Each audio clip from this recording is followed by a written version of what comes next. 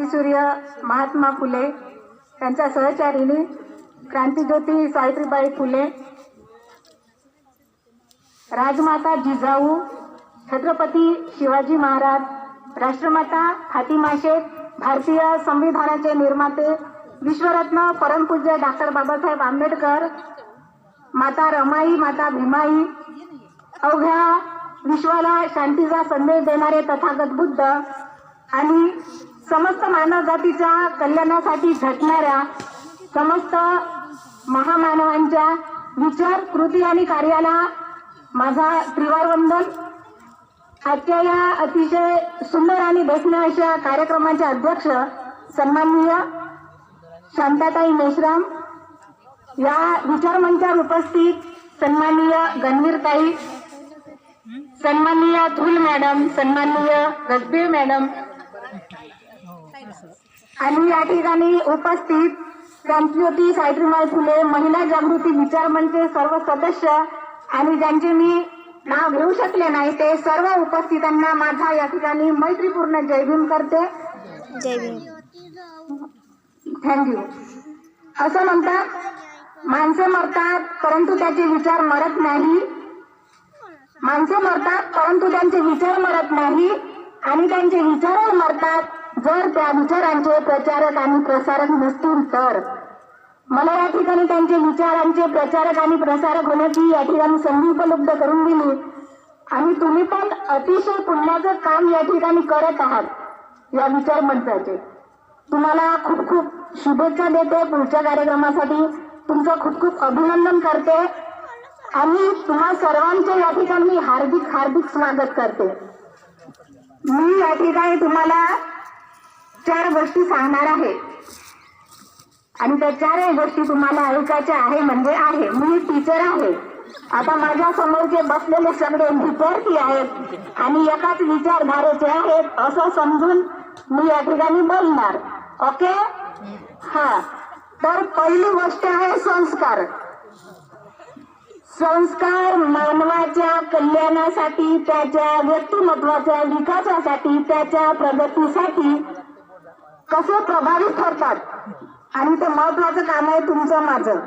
बाबासाहेबांनी स्त्रियांना समाजाचा दागिना समजले आहे. स्त्रियांची अत्यंत श्रद्धा होती बाबासाहेबांवर आणि सगळी महत्वाची जबाबदारी आपल्याकडे दिली आहे आणि आपल्याला सोबत पुरुषांची घ्यायची आहे. तर सगळ्यात महत्वाची गोष्ट आहे संस्कार. ती मी पहिल्यांदा सांगेन. त्यानंतर मी इथं सन्मानाने बोलत आहे तर हा सर्व महामानवांचा त्याग आहे आणि त्या महामानवांचे आदर्श असे सहजीवन कसे होते जे आपल्याला, तुम्हाला, मला आणि या समाजाला दिशा देणारे आहेत. सहजीवन म्हणजे नवरा बायको एकत्र राहणे म्हणजे सहजीवन नसते. त्यांच्या सहजीवनामुळे मी इथं बोलत आहे. निर्भीडपणे अतिशय, मला कोणाची भीती नाही आणि माझं चुकेल का याची भीती नाही. पहिली गोष्ट संस्कार, दुसरं आहे त्यांचे आदर्श सहजीवन, तिसरी गोष्ट आहे विद्या. विद्येबरोबर शील म्हणजे शिक्षण. शिक्षण हे माणसाला पशुत्वाकडून मनुष्याकडे कसं नेते. तिसरी गोष्ट मी सांगणार विद्या, त्याला शीलाची जोड आणि चौथी गोष्ट आजची आपली परिस्थिती काय आहे. कारण आपण भूतकाळातही नाही जगायचं आणि भविष्यातही नाही जगायचं. भविष्याचे जरूर स्वप्न पाहिजे पण ते सत्यात उतरवण्याचा प्रयत्न करायचा. आजची आपली वर्तमान स्थिती काय आहे. संस्कार, महापुरुषांचे आदर्श सहजीवन, विद्या आणि त्याला शीलाची जोड आणि चौथी गोष्ट आजची आपली परिस्थिती. पहिली गोष्ट आहे संस्कार. पहिली शिक्षिका, पहिली मुख्याध्यापिका, पहिली समाजसेविका, पहिली अंधश्रद्धा निर्मूलन करती स्त्री म्हणून जी स्त्री गौरवास पात्र असेल तर ती सावित्रीबाई फुले. आता मी अशी का भेटली. शेतकरी कन्या होती. मी पण शेतकरी कन्या आहे. मला खूप आनंद होतो तुम्हाला सांगताना. लहानपणापासून शेतीचे काम करणे, गुरांचं करणे, ढोरांचं करणे, दूध दुभते करणे, घराची स्वच्छता करणे हे सारे काम कष्टाची असतात. त्यांना कष्टाची कधी लाज वाटत नाही. अरे जी स्त्री आपल्या घरच्या गुरा ढोरावर एवढी मैत्री करू शकते, करुणा करू शकते, ती तुमचं आमचं शूद्रांचं दुःखमय जीवन जगू शकते का? नाही ना. लहानपणापासूनचे सावित्रीचे संस्कार आहेत तसे. दुसऱ्याचं काय वाईट आहे हे सांगण्यापेक्षा आपलं काय चांगलं आहे ते सांगायचं. मी तर शेतकरी कन्या आहे. माझी आई अडाणी आहे. सोमवार ते शुक्रवार शाळा करायची. शनिवार रविवारी कधीच माझ्या आईनं मला घरी ठेवलं नाही, कधीच नाही. तेव्हा मला वाटायचं की रागही यायचा कधी कधी माझ्या आईचा की बाकीच्या मुली खेळतात, मला खेळता येत नाही. पण मला आता असं वाटतं माझ्या आईनं जर त्या वेळी जर तसं केलं नसतं तर मी कुठेतरी आता कापूस वेचत असती, एखादा बेवडा भेटला असता, बदाड मारलं असतं. मग माझी आई त्या जिजाऊ सावित्रीपेक्षा मला कधी कमी नाही वाटली. अडाणी माझी आई. स्वतःचं उदाहरण, दुसऱ्याचं कशाला देऊ. मग संसार ते हे एका पिढीतून दुसऱ्या पिढीकडे कसे जातात. माझ्या वर्गातली पहिल्या वर्गाची पोरगी कारल्याची भाजी खाते. माझं पोरग 5वीत असून कुठं गेला मधुर दिसून नाही राहिला, तिकडे व्हिडिओ करत आहे. हा कर्नल बट मुलगा, ग कारल्याची भाजी तुला आवडते? हो ना टीचर, आवडते ना. का म्हणून? नाही, त्याला अड्या मारतात. त्याला सांगितलं तसंच, का रे पहिलीतली मुलगी जर कारल्याची भाजी खाऊ शकतो, तू 5वीतला नाही खाऊ शकत का? लागला तो कारल्याची भाजी खायला. संसार एवढूसा राहते पण परिणाम का कसे मोठे होतात. कारण तो जेव्हा शिकायला जाईल, आली कारल्याची भाजी डब्यात, तू पुन्हा का फोन करेल मम्मी मी आता कसा करू म्हणून. हे असे संस्कार ते सावित्रीबाईला आधीपासून मिळाले, तिच्या आईकडून, तिच्या वडिलांकडून. आईचं दूध हे माणसाला केवळ जगण्यास आणि पोषण्याचं समर्थ नसावे, तर ते त्याला खऱ्या अर्थाने माणूस बनण्यास सक्षम असले पाहिजे. ते आपलं काम आहे. फक्त दूध काढणे, मुलाला मोठं करणे, त्याचं संगोपन करणे नाही. त्याला खऱ्या अर्थाने माणूस बनण्यास आईचे दूध हे सक्षम असले पाहिजे. एवढी आईची जबाबदारी आहे. साधी गोष्ट नाही आहे आई होणं. निव्वळ मातृत्व बहाल केलाय निसर्गानं, पण जबाबदारी खूप टाकली आहे. आता तुम्ही पाहता कोड्या कोड्या मुली, कशाचे परिणाम आहेत हे संस्काराचेच परिणाम आहेत. लहानपणापासून कष्टाची कामं, शिक्षण घेत असताना दगड धोंड्याचा मार खाणारी सावित्री कधी मागे हटली नाही, कधीच मागे हटली नाही. तुम्ही मला किती त्रास द्या, पण मी हे ज्ञानदानाचे काम हाती घेतले आहे.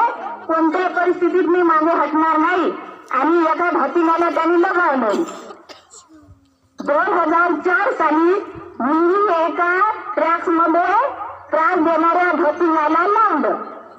माझं स्वतःचं उदाहरण. संग्रामगिरीवरून आमचं आधीपासूनच घर धार्मिक आहे, हे मी तुम्हाला पहिल्यांदा व्यक्त होत आहे. मी नेहमी जाते बोलायला, पंडित जेंट्स वगैरे असतात, त्यामुळे मला काही हे म्हणजे संस्कृत वाटलं नाही. संग्रामगिरी 30-31 जानेवारीला नेहमी कार्यक्रम असतो. 30 जानेवारीला आम्ही सर्व फॅमिली, माझी आई बहीण तिथे राहिले. 31 तारखेला गावाला शंकरपूर जवळ पांढरेकर माझं गाव आहे.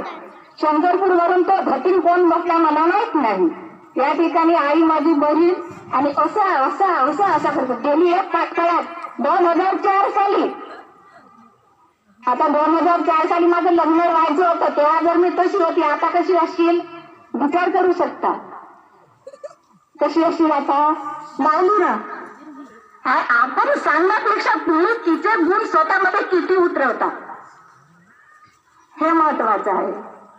माझ्या शाळेमध्ये मी बाबासाहेबाचं गाणं म्हटलं म्हणजे मॅडम विकस्तरीय क्रीडा स्पर्धा.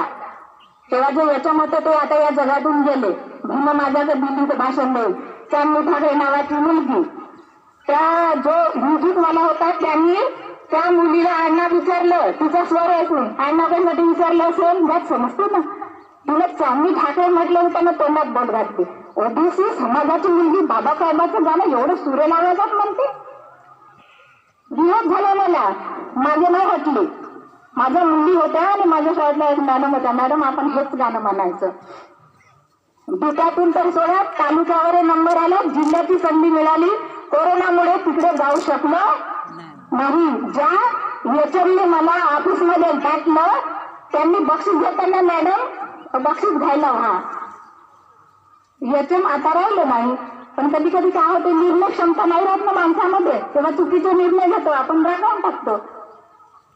तुम्ही काय करता? आणि आता मला सांगताना अशी खुशी वाटते, प्रत्येक वर्षी रमाई आणि बाबासाहेबांचंच वैयक्तिक गायन राहते. याही वर्षी होतं नांदाना माझ्या शाळेचं मी शिकवलेलं. शिक्षणाने टाक नाही करत, त्या मॅडम आहेत अजूनही, अजिबात नाही. ठेवलं तू करतच नाही आता काही. कशी आहे की मी, माझा नवरा तेव्हा म्हणाला होता, हे असे तुला भेटणार आहेत आणि त्याने फेस करायला शिकायचं. तू जर सुट्ट्या घेऊन राहशील तर प्रॉब्लेम आणखी वाढतील.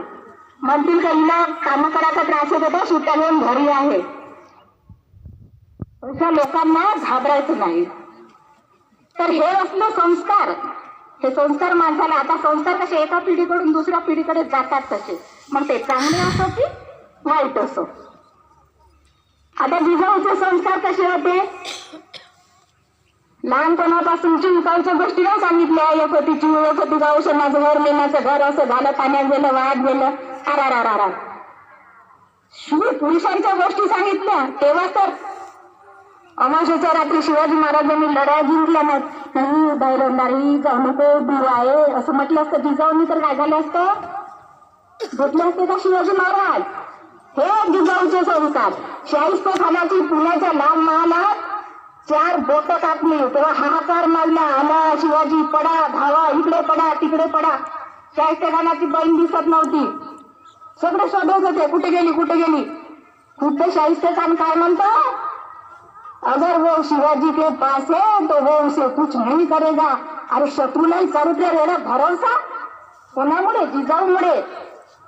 शिवाकाशी पाण्याची माणूस रे. आग्र्याहून जेव्हा सुटका केली तेव्हा शिवाकाशीत शिवाजी महाराजांसारखा दिसणारा त्या बेडवर झोपून राहिला. कधी औरंगजेब आला असतं, कधी मुंडकं छाटलं असतं, नाही परवा केली शिवाजी महाराजांसाठी.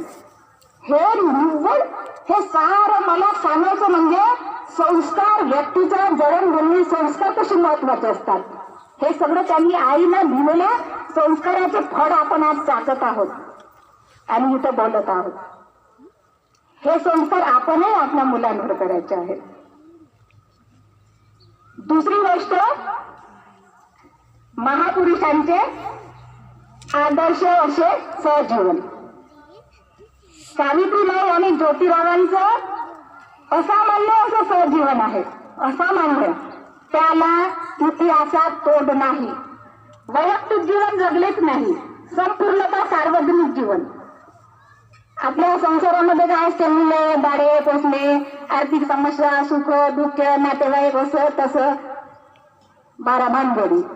सावित्रीबाई आणि ज्योतिरावांच्या आयुष्यात असं वैयक्तिक असं काहीच नव्हतं, संपूर्ण समाजासाठी जगले. ज्योतिरावांच्या जागी जर दुसरे असले, दुसरी बायको करून पोरं बारं होऊन आणि मस्त खुश राहिले असते. त्यांनी तसं नाही केलं. आणि ते स्वतः सांगत की तुमच्या पत्नीला सन्मान द्या. या समाजातल्या शिकण्यासारखी गोष्ट आहे, तुमच्या पत्नीला सन्मान द्या. नाहीतर आहेत खेडेगावात काय नोकरीवाल्यामध्ये आहेत, पिणारे माझ्या शिक्षकीपेक्षा सुद्धा आहेत. का सांगू आता, खेदानं सांगावं लागते. व्यसन या विषयावर सावित्रीबाईंचं भाषण आहे बडोद्यावरून. 1882 साली बडोद्यावरून प्रसिद्ध झालेलं व्यसन या विषयावर सावित्रीबाई काय म्हणतात, पुरुषांच्या व्यसनामुळे घराची राख रांगोळी होते. पुरुषांच्या व्यसनामुळे घराची राख रांगोळी होते. व्यसन हे स्त्रियांच्या शोषणाचे हत्यार आहे. जो माणूस दारू पितो तो आपल्या बायकोला काय काय त्रास देतो, त्याच्या घराची राख रांगोळी कशी होते ते तुम्हाला माहित, मला माहित, साऱ्यांना माहित आहे. जुवेबाज, दारूबाज आणि रंडीबाज ही माणसे माणुसकी लाथाडून लावतात. आणि हे कोणतेही व्यसन असेल तर त्या व्यसनापासून आपण अलग राहिलं पाहिजे, सावित्रीबाई सांगतात. त्यांच्या सहजीवनात असं दिसतं. आता पाहता सामाजिक परिस्थिती, आपण किती स्त्री पुरुष समानतेच्या गोष्टी केल्या ना, तरी पुरुष इगो हा कुठे नाही कुठे भरलेला राहतो. तुम्ही मान्य करा अथवा करू नका, पण हे सत्य आहे. भाषण करणं खूप सोपं आहे. समाजामध्ये पुरुष हा वर्चस्ववादी आणि स्त्री ही पती परमेश्वरवादी असते. त्यांच्या सहजीवनामध्ये तसं कधीच दिसलं नाही. बाबासाहेब रमाई यांचं जीवन वैयक्तिक होतं? अजिबात नव्हतं. नुसतं पत्राद्वारे त्यांचे संवाद चालायचे. काय म्हणतात बाबासाहेब, रामू तू जर माझी पत्नी नसतीस तर लोकांना डॉक्टर बाबासाहेब आंबेडकर कळलेच नसते. बघ, खरी गोष्ट आहे ना. 4 लेकरं मातीत गाडून खरी गोष्ट आहे. आजच्या समाजाची दिशा काय, आपण मार बड्या मारतो आणि बाबासाहेबाचे बंदे असे तसे काय असते. तू जर माझी पत्नी नसतीस तर लोकांना डॉक्टर बाबासाहेब आंबेडकर कळलेच नसते. बघ किती मार्मिक वाक्य आहे. सावित्रीबाईचं जीवन तसंच होतं. ज्योतिरावांनी एवढा सन्मान दिला त्यांनी काव्यफुले या संग्रहात खूप छान छान ओळी लिहिल्या आहेत. ज्याच्यामुळे मी कविता रचिते, ज्याचे कृपे ब्रह्म आनंद चित्ते, ज्याच्यामुळे बुद्धी मिळे सावित्रीस, प्रणाम करते त्या स्वामी ज्योतिबास. अतिशय सुंदर अशा शब्दात त्यांनी ज्योतिरावांचा सन्मान केलाय. ज्याच्यामुळे मी कविता रचते. कविता रचल्याने त्यांनी स्वभाव रत्नाकार, बावन कशी, काव्यफुले चांगले चांगले कविता संग्रह आहेत. ज्योतिरावांमुळे मी कविता रचते असं सावित्रीबाई म्हणतात. ज्याचे कृपे ब्रह्म आनंद चित्ते. ब्रह्म म्हणजे तो ब्रह्मा विष्णू महेश नाही. ब्रह्म म्हणजे उच्च दर्जाचा, उच्च प्रतीचा ब्रह्म. ब्रह्म आनंद चित्ते. चित्त म्हणजे आपल्या मनाचं शुद्धीकरण, जे मी तुम्हाला सांगितलं संस्कार. ज्याचे कृपे ब्रह्म आनंद चित्ते, ज्याचे मुळे बुद्धी मिळे सावित्रीस, प्रणाम करते त्या स्वामी ज्योतिबास. त्यांनी सगुणाबाई क्षीरसागर विषयी खूप चांगल्या चांगल्या आवडी लिहून ठेवले आहेत. असं हे महापुरुषांचं सहजीवन या समाजाला दिशा देणारे आहे. तर ते आपण अंगीदान आलं तरच आपण म्हणू शकतो की आपण बाबासाहेबांचे बुद्धाचे अनुयायी आहोत. त्यासाठी आपल्या अंतकरणाची शुद्धी असायला पाहिजे. म्हणूनच मी आधी संस्कार घेतलं. संस्कार म्हणजे मनाचे, शरीराचे शुद्धीकरण. निवड अंगड केली, साधन लावली, इकडून हे फिरवून तिकडून तसं नाही राहत. आपल्या अंतकरणाचं शुद्धीकरण. त्यासाठीच ते सिद्धार्थाला आपलं घरदार सोडावं लागलं ना. अंतकरणाच्या शुद्धीसाठी एवढा चांगला धम्म दिला ना आपल्याला. बाह्य आणि आपल्या अंतकरणाचे शुद्धीकरण म्हणजे संस्कार. संस्काराचा सरळ सरळ अर्थ संस्कार आणि त्यांचे आदर्श असे सहजीवन आपल्याला आज सन्मानाची वागणूक देतात. तिसरी गोष्ट आहे विद्या. विद्या म्हणजे शिक्षण, प्रज्ञा, शहाणपण. बाबासाहेब म्हणतात, जसा माणूस अशक्तपणे उपासमारीने अशक्त होतो तसा तो शिक्षणाअभावी जिवंतपणे दुसऱ्याचा गुलाम होतो. जिवंतपणे दुसऱ्याचा गुलाम होतो शिक्षणाअभावी. म्हणजे बाबासाहेब सरळ सरळ काय सांगतात, फक्त माणूस मेल्यावरच दुसऱ्याचा गुलाम झाला पाहिजे. मेल्यावर त्याला आडवा ठेवा, कोठे झोपवा, किती काय ना पेटवा आणि काही करा, आता कोणीही करा, फक्त तो मेल्यावरच गुलाम झाला पाहिजे. म्हणजे गुलामी हे जिवंत माणसात नसावी असे बाबासाहेब सांगतात. जागतिक दर्जाची विद्वान. जसा माणूस उपासमारीने अशक्त होतो तसा तो शिक्षणाअभावी दुसऱ्याचा जिवंतपणे दुसऱ्याचा गुलाम होतो. जशी माणसाला अन्नाची गरज आहे तशी त्याला विद्येची गरज आहे. सावित्रीबाईंनी तेच केलं, ज्योतिरावांनी तेच केलं. सावित्रीबाई मॅडमने सांगितलं तुम्हाला, ज्ञान नाही विद्या नाही ते प्रेमेची गोडी नाही, बुद्धी असून चालत नाही ते असं मानव म्हणावे का. मॅडम त्या दिवशी आपण त्या कार्यक्रमात होतो गोंडी डान्स, हा तिथला प्रसंग मी तिथे गेली. माझ्या डीएच्या एका मित्राने फोन केला मला आदल्या रात्री की आमच्या बँड उद्या तिथे डान्स करायला येणार आहेत. राणी दुर्गावती डान्स ग्रुप गडचिरोली. मी म्हटलं चला बा, एवढ्या कौतुकानं आपल्या बायकोचं सांगत आहे तर चला आपण तेवढ्याच कौतुकानं दाद द्यावी. मी पहिल्यांदा त्या कार्यक्रमामध्ये गेली. माझ्या मागे 2 काकू होत्या, 55 वर्ष ते 60 वर्ष वय किंवा कमी असेल. तर मी गेली, संचलन तिथं सुरू होतं. मला त्यांचं, मी पहिल्यांदा तो कार्यक्रम पाहत होती, तेवढा भव्य दिव्य पिवळे कपडे घातलेले, असे छान तुरे लावलेले, मला ते विलोभनीय दृश्य वाटत होतं. आणि मी बिलकुल एकटाच तिकडे पाहत होती. माझ्या मागच्या मुलीवर बोलत होत्या, बरं घरचं बडबड. आपल्याला माहिती आहे आपण पंचशिलाचे पाहू का, म्हसावादा वेरमणी, घरचं बडबड करायची नाही. मी त्यांना म्हटलं, काकू तुम्ही खूप बोलता, चुप राहा. मला काय विचारतात त्या, तुमचं आडनाव काय आहे, त्यांना कधी विचारले असेल, त्यात समजते ना. मी म्हटलं मेश्राम. पुन्हा तिला शंका वाटली, मेश्राम. पुन्हा विचारलं काय, मेश्राम का मस्त्राम, अजी मेश्राम. तर म्हणते तुम्हाला ही भाषा समजते म्हणते. म्हटलं मराठीचं बोलत आहे. तर म्हणते ही भाषा समजणारा तर कोणी बाप पैदा नाही झाला म्हणते. अरे पण तो मराठीच बोलत आहे ना, याच आहे तर दिवसा आहे असं म्हणते. तर मी म्हटलं दिवसा तर नाही आली बा, पण आता मी डान्स पाहायला आली आणि सध्या तर डान्स अजून सुरू व्हायचे आहेत. ते तर भाषा मलाही समजत नाही, पण तो जो माणूस बोलत आहे मराठीमध्ये तो मला ऐकायचा आहे. तर लागला पुन्हा पटर सटर करायला. म्हणते आम्हाला चूप राय म्हणते, असं तसं नाही का. मग सावित्रीबाई तेच तर सांगतात ना, विद्या नाही, ज्ञान नाही, बुद्धी असून चालत नाही तर यास मानव म्हणावे का. गर्द बडबड करू नये याचं माणूस तुम्हाला नाहीच आहे, पण मी जर सांगते ते घेण्याची बळी नाही, मग ते यास मानव म्हणावे का नाही. जे आई वडील सदा चरणाविषयी सावित्रीबाईचं भाषण, जे आई वडील आपल्या मुलांना शिकवत नाही ते त्यांचे शत्रू समजावे. काय समजावे, शत्रू समजावे. जे माता पिता आपल्या आई वडिलांना शिकवत नाही, तर शिकवण म्हणजे शाळेत नाही, सगळ्याच गोष्टी, ते त्यांचे शत्रू समजावे. काल नवोदयची परीक्षा होती. माझ्या शाळेतले 4 विद्यार्थी बसले होते. तुम्ही बोर होत आहे का, नाही ना, बोलू ना, कंटिन्यू करू.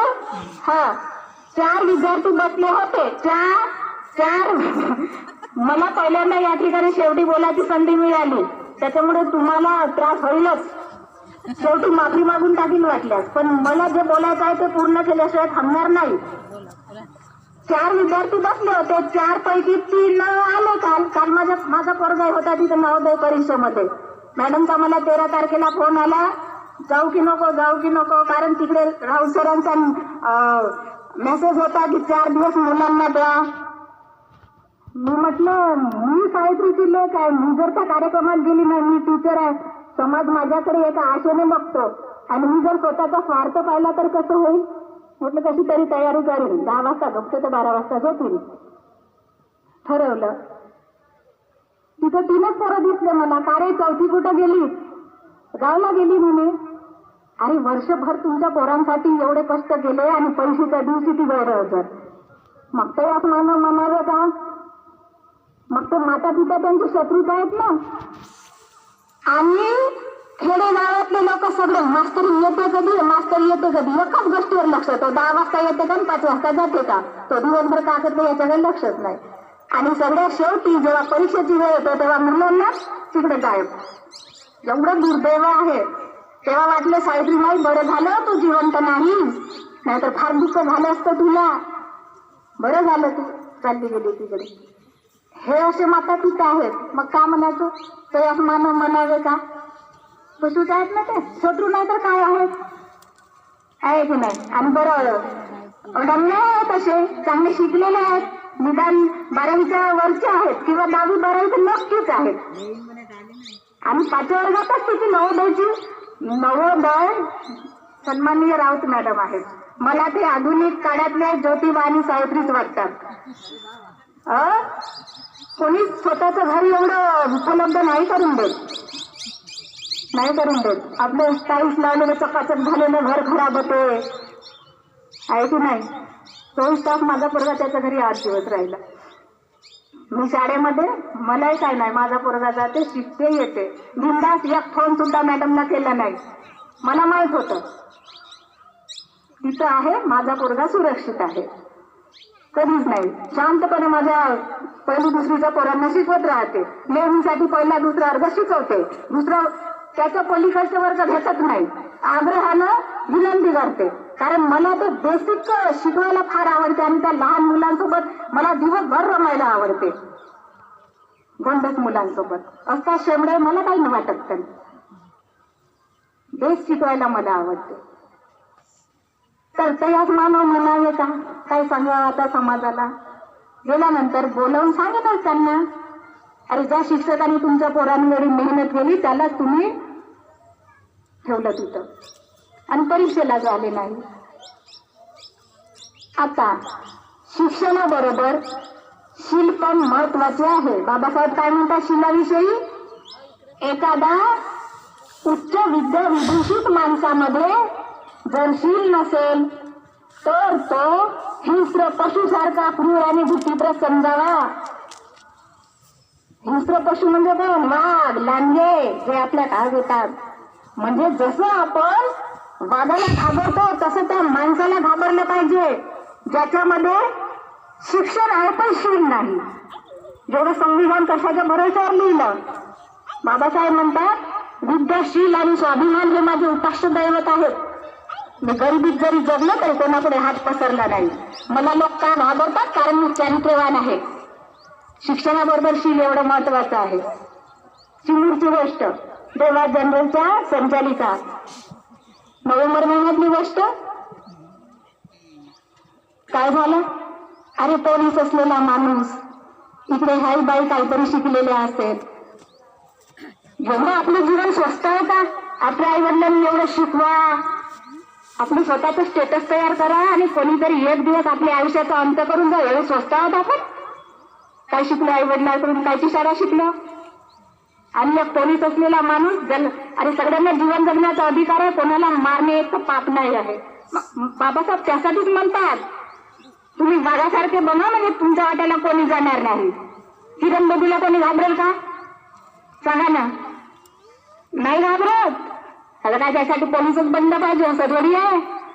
जरुरी नाही पोलीस बनणं. आपलं चारित्र्य तसं शुद्ध ठेवा, म्हणजे कसे लोक दुरून नाही जात, येतच नाही. भगिनींनो तुम्हाला सांगते, अशा जर स्त्रिया असतील तर त्यांचं समुपदेशन करा.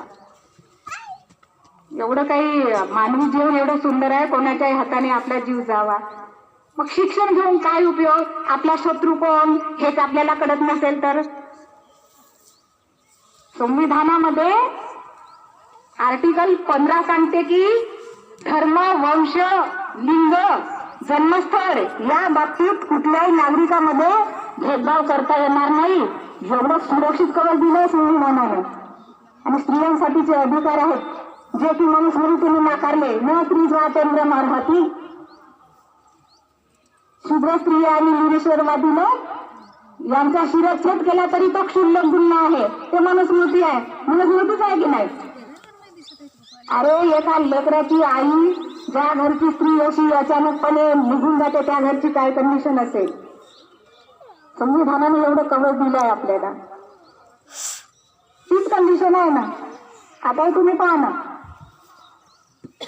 तुम्हाला संस्कार, विद्या आणि शील आणि त्यांचं सहजीवन समजले असेल. आता आपली परिस्थिती काय आहे? आजकालच्या मुलांना मुलींचे आकर्षक व्यक्तिमत्व आवडते, पण तिची स्वाभिमानी वृत्ती, तिची निर्णय क्षमता, तिचे बुद्धी चातुर्य, तिचे व्यवहार चातुर्य आवडतच नाही. आजही लग्न जुळवताना पहा ना, मुलाच्या विषयी काय विचारतात? तो कोणतं काम करतो, बरोबर आहे का? म्हणजे त्याचं कर्तृत्व. आणि तिच्याविषयी काय विचारतात? दिसायला कशी आहे, नंतर शिक्षण. म्हणजे तिचा सौंदर्याचा मापदंड म्हणजे तिचं शरीर आणि पुरुषांचा मापदंड म्हणजे त्याचं कर्तृत्व. कुठली स्त्री पुरुष समता आहे नाही आवडत. एखाद्या स्त्रीला जर विचारलं ना कोणतं काम करता, काय काम करता, घरी असणार आहे नाही का? सकाळी उठते, स्वयंपाक करते, मुलाबाळाचं करते, दिवसभर घरशा पुसते, घराची झाड लोट असं तसं दिवसभर कामं संपत नाही. खरोखरच संपत नाही. आणि त्याच घरच्या माणसाला विचारा ना, तुमच्या मॅडम काय करतात? काय नाही, घरीच राहते दिवसभर, काहीच काम नाही करत. खरं आहे का खोटं आहे? खरं आहे का? हा, हे कुठली आली विषमता नाही तर काय आहे? कुठली आली समता? विषमताच आहे ना. अरे सकाळपासून सायंकाळपर्यंत ती काम करते. रविवारा दिवशी मला माझं समजते का मी किती थकली आहे. असं वाटतं की शाळा परवली, 10 वाजता गेलं, 5 वाजता गेलं, मुलांमध्ये छान म्हणजे शिकवतो, ते मुलं माइंड फ्रेश करतात. पण रविवारा दिवशी सतत पहाटेपासून सायंकाळपर्यंत कामच संपत नाही 10 वाजताशिवाय. मग घरी राहणारी स्त्री तर सतत कामच करत राहते. किती थकत असेल. हे गोवा म्हणतात आपले, काहीच नाही करत, ते घरीच राहते. आहे की नाही विषमता? 3.5 वर्षापासूनच्या म्हाताऱ्यापर्यंत आता आपली कंडिशन पाहून ना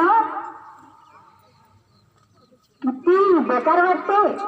तुम्हाला माहित आहे की शाळेतलं प्रकरण, आणि शासनाने लावले आमच्या मागे धरले कोणते? सखी सावित्री स्थापन करा, सुरक्षा समिती स्थापन करा. कायच्यासाठी? तिथून यंत्रणा तयार करा. तशी काय आहे? घोडच राबवणं सुरू आहे. केले 2 रजिस्टर, मी अध्यक्ष आहे त्याची. आल्या कोणत्या बाया केल्या सह्या, घोटल्या, काय करणार आहे मग? अरे तुम्हाला जर वाटते ना की विद्यार्थी सुरक्षित राहिली पाहिजे, कॅमेरे लावा. एखादा आला तोंडाला मुस्कळ बांधून आला ना कॅमेरा फोडला तर तो का दिसणार आहे? हे परमनंट उपाय झाले का? नाही. काहीतरी तिकडे एसी मध्ये राहून GR काढतात आणि आम्ही शासनाचे कर्मचारी, कमजोरी आमची, कारण दुसरं काम करताच येत नाही. आता मला शेतीत नेल्यानं काम कर म्हटलं, मी शेतकरी कन्या असं नाही करू शकत, सवय नाही आहे मला. घरचे कामं करून मी थकून जाते, तर मी शेतीचे कामं करू शकते का? आता नाही करू शकत. त्यामुळे नोकरी करणं आवश्यक आहे. सगळे घोडे माझ्या सहचारीने बसले आहेत तिथे. हे समिती स्थापन करा, ते समिती स्थापन करा. त्यापेक्षा मंत्रालयातूनच करा ना स्पेशल यंत्रणा तयार, की मुली सुरक्षित राहिल्या पाहिजे. कॅमेरे लावा. इकडे शाळेमध्ये फंड नाही, कोणत्या पालकाला पैसे मागले, मास्टरचा पगार का कमी राहते का म्हणते, आम्हाला पैसे मागते. कॅमेरा लावणे काय एवढी साधी गोष्ट आहे का? माझ्या घरी नाही ते शाळेत कोणता लावायचा? कॅमेरे लावा, हे करा, ते करा. मॅडम मुख्याध्यापिका काय, त्यांना किती त्रास होत असेल. काही नाही, नुसतं अगदी घोडे नाचवणं सुरू आहे. ही कंडिशन आहे. बरोबर नाही, काहीच शिकवते. तो सौम्य सूर्यवंशी निवड समोर बसला होता म्हणतात. कॅमेरामध्ये आला, गेला जीव. अरे आईचं पोट रिकामा झालं, कोणाचं का केलं? काय सुरक्षित आहोत आपण? अजिबात सुरक्षित नाही आहोत. समोर अंधकार आहे. मी माझे आई वडील अडाणी असून मला सरकारी नोकरी मिळवून दिली, मी माझ्या पोरांना नाही देऊ शकत. अंधकार में भविष्य आहे, ही वस्तुस्थिती आहे. आपण निवड इकडे काहीतरी आपल्या याच्यात राहतो. खूप कठीण परिस्थिती आहे समोर समोर जाऊन. तुम्ही या ठिकाणी थकले असाल याची मला जाण आहे. माझी सगळ्यात शेवटी मी तुम्हाला 4 गोष्टी सांगितल्या. संस्कार, विद्या आणि शील कसं महत्वाचं आहे, महापुरुषांचे आदर्श असं सहजीवन, आणि अजूनही आपण सुरक्षित नाही, अंधारातच आहोत. सगळ्यात शेवटी मला एक कविता म्हणायची आहे, ती मी काही तयार केली नाही, तो संग्रहित आहे, पण मला आवडली म्हणून माझी इच्छा 2 मिनिटासाठी तुम्हाला ती ऐकवण्याची तयारी आहे. सावित्रीच्या स्वप्नातील पोरी. पोरी उठ, पोरी उठ, तू सिलोनवरची गाणी नेती दिंडोरी स्वप्नांची दुनिया, सारं फसवं आहे समजून घे. पोरी उठ, ती सिलोनवरची गाणी नीती दिंडोरी स्वप्नांची दुनिया, सारंच फसवं आहे. पोरी तुला तर आता समोर जावं लागणार आहे प्रचंड जाती युद्धांना. पोरी तुला तर आता समोर जावं लागणार आहे प्रचंड जाती युद्धांना. पदोपदी हिनवणार आहेत ते तुला, तू गुणवत्ताहीन आहेस म्हणून. पदोपदी हिनवणार आहेत तुला ते, तू गुणवत्ताहीन आहेस म्हणून. यात मग सावित्रीच्या आठवणीने संचारलेल्या तुझ्यातल्या आत्मविश्वासाला ठेच काढायला ते तयार असतात, सर्व तयारीनिशी. पोरी तू सावधास, पोरी तू सावधास, तुला निकामी करण्यासाठीच त्यांच्या असतात यंत्रणा. पोरी तू सावधास, तुला निकामी करण्यासाठीच त्यांच्या असतात यंत्रणा. ती आकाशवाणीवरची ज्ञानेश्वरी, टीव्हीवरची गुळगुळीत सिरियल, ती वर्तमानपत्रातील सौंदर्याचा सल्ला. पोरी, इथे प्रत्येक पाऊल उचलताना पाहावे लागते तपासून. इथे प्रत्येक पाऊल उचलताना पाहावे लागते तपासून. कारण प्रत्येक गोष्टीच करून टाकली आहे भेसळ जात धर्मदेव यांची. म्हणून पोरी, तू आहेस अजाण, मात्र सावित्रीच्या स्वप्नातील साऱ्याच बाबी तू ध्यानात घे. मात्र सावित्रीच्या स्वप्नातील साऱ्याच बाबी तू ध्यानात घे. मी तुझ्या आवाजातली फुले आंबेडकरांची गाणी गायला शिक. तुझ्या आवाजातली फुले आंबेडकरांची गाणी गायला शिक. या ठिकाणी मला जे सांगायचं होतं ते सांगून संपलेलं आहे. तुम्हाला समजलं असेल तर. अतिशय सुंदर या कार्यक्रमात मला इथे व्यक्त होण्याची संधी मिळाली. मलाही मोकळं वाटत आहे. तुम्हाला कसं वाटत आहे ते मला माहित नाही, कारण मी युद्ध नाही. मला इथे बोलण्याची संधी दिली. आपण सर्वांनी माझं बोलणं शांतपणे ऐकून घेतलं. तुमचं खूप खूप आभार मानते. हा कार्यक्रम ज्यांनी घडवून आणला त्यांचे खूप खूप आभार मानते. इथे अतिशय सुंदर सुंदर गाणे तुम्हाला ऐकायला मिळाली. आणि महत्वाचं म्हणजे अतिशय सुंदरपणे संचालन करणाऱ्या शारदाताई गेडाम मॅडम यांचं खूप खूप आभार. मी या ठिकाणी थांबते. माझ्या बोलण्यात जर काही चुका झाल्या असेल तर मला माफ कराल अशी मी या ठिकाणी तुम्हाला विनंती करते.